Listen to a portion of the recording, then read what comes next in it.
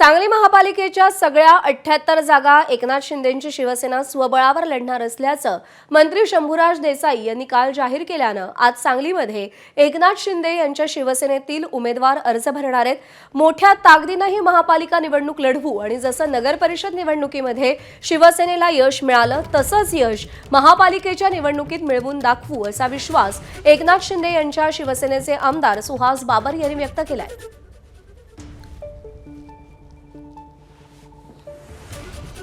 कमी जागा लढून आम्ही 34 ठिकाणी नगरसेवक आमचे निवडून आणण्यामध्ये यश आले। त्यांची जास्ती जागा लढून ते 35 ठिकाणी निवडून आले। तर मला असं वाटतं समान बलाबल आहे।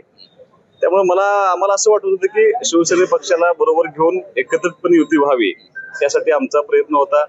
दुर्दैवानं युती झाली नाही। आमची ताकद मला असं वाटतं 78च्या 78 ठिकाणी आमची लढण्याची आहे।